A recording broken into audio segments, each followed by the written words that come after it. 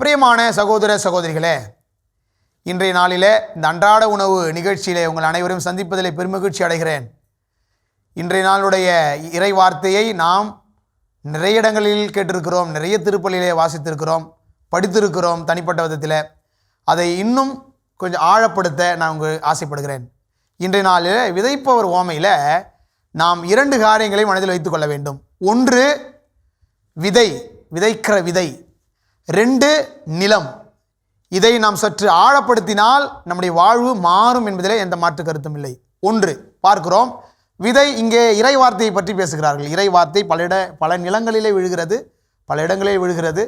அதனுடைய நிலத்தினுடைய நிலைமை பொறுத்து அது எவ்வளவு விளைச்சலை தருகிறது என்று நாம் பார்க்கிறோம்.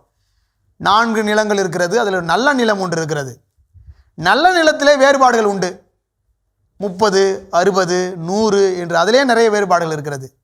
ஆக இந்த செயல்பாடை புரிந்து கொள்ள வேண்டும் என்றால் இந்த 2 கருத்தை நாம் இன்னும் ஆழப்படுத்த வேண்டும். 1 நாம் விதை, இறைவார்த்தை. நம்முடைய வாழ்வு இறைவார்த்தை மையப்படுத்தியதாக வாழ வேண்டும். வேற விதைகள் விழுகிறது என்றால் அது நிலம் நல்ல நிலமாக இருந்தாலும் அது பாழாய் போய்விடும். ஆக விழுகிற விதை சரியான விதையாக இருக்க வேண்டும். பல விதைகள் இந்த உலகத்தை இப்பொழுது ஆட்டி படைத்து கொண்டிருக்கிறது. அதை ஆண்டவர் சற்று இன்னும் அழுத்தி சொல்கிறார், இறைவார்த்தை என்கிற விதை விழ வேண்டும். நிறைய உலகம் சம்பந்தமான விதைகள் நம்முடைய பிள்ளைகளை ஆட்டி படைத்து கொண்டிருக்கிறது, வேறு வழிக்கு சென்று வழி நடத்தி கொண்டிருக்கிறது.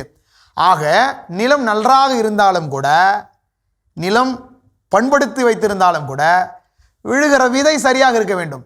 விதை சரியாக விழவில்லை என்றால், வேறு விதை விழுகிறது என்றால் அந்த நிலத்திலே அந்த தீய விதைகளும் நன்றாக வளர்ந்து அந்த நிலத்தையும் பாழ்படுத்திவிடும், அது சுற்றி இருக்கிற சூழ்நிலைகளையும் பாழ்படுத்திவிடும். இது 1. 2வது, நிலமும் முக்கியமானதாக இருக்க வேண்டும். நல்ல விதைகள் விதைக்கப்படுகிறது. இறை வார்த்தை எல்லா நிலத்திலும் விதைக்கப்படுகிறது. ஆனால் நிலம் சரியில்லை என்றால், நிலம் சரியாக பண்படுத்தி அழகாக நேர்த்தியாக வளரக்கூடிய சூழ்நிலை உருவாக்கவில்லை என்றால் விதையும் பாழாய் போய்விடும். நிலத்தின் வழியாக எந்த ஒரு பலனும் கிடைக்காது.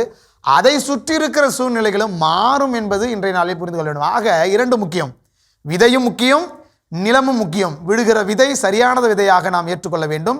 நிலத்தையும் சரியாக பண்படுத்தி வைத்திருக்க வேண்டும். நம்முடைய உடல் என்கிற நிலம், ஆன்மா என்கிற நிலம், வாழ்வு என்கிற நிலம், சமுதாயம் என்கிற நிலம், பங்கு என்கிற நிலம் சரியானதாக வைத்துக்கொள்ள வேண்டும்.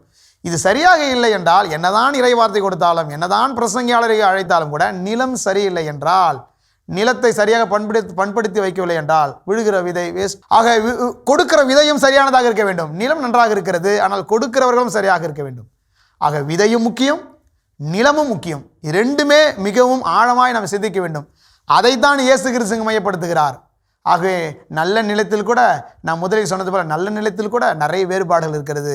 நல்ல நிலம் நன்றாகத்தான் இருக்கிறது, அதிலேயே வேறுபாடு 30, 60, 100 இப்படி வேறுபாடு இருக்கிற போது விதையும் சரியானதாகவும் நிலமும் சரியானதாகவும் அமையுமானால் நம்முடைய வாழ்வு முறை நன்றாக இறைவனோடே பயணித்து கொண்டே போகும் என்பதில் எந்த ஒரு மாற்று கருத்துமே இல்லை. ஆக பிரியமானவர்களே, நம்முடைய வாழ்வை சற்று சிந்தித்து பார்ப்போம். நம்முடைய குடும்பத்தின் வழியாக கிடைக்க இருந்த ஆசீர்வாதங்களுக்கு எது தடையாக இருக்கிறது, எது நமக்கு முட்டுக்கட்டையாக இருக்கிறது என்பதை சிந்தித்து நிலத்தை பக்குவப்படுத்துவோம். நல்ல விதைகளை குழந்தைகளுக்கு கொடுப்போம். இறைவார்த்தை என்கிற விதையை குழந்தை கொடுப்போம். ஒழுக்கம் என்கிற விதையை குழந்தைகளுக்கு கொடுப்போம். மரியாதை செலுத்தக்கூடிய விதைகளை கொடுப்போம். இதையெல்லாம் கொடுக்கிற போதுதான் நிலமும் நன்றாக மாறிக்கொண்டே வரும், அவர்களை சுற்றி இருக்கிற சூழ்நிலைகளும் மாறிக்கொண்டே வரும். ஆக இதற்கான வரங்களைத்தான் இன்றைய நாளை நாம் சிந்திக்க போகிறோம். நீங்கள் குடும்ப ஜெபத்திலேயோ அல்லது தனிப்பட்ட ஜெபத்திலோ ஜெபிக்கிற போது இந்த இறை வார்த்தை வாசித்து ஜெபித்து பாருங்கள்.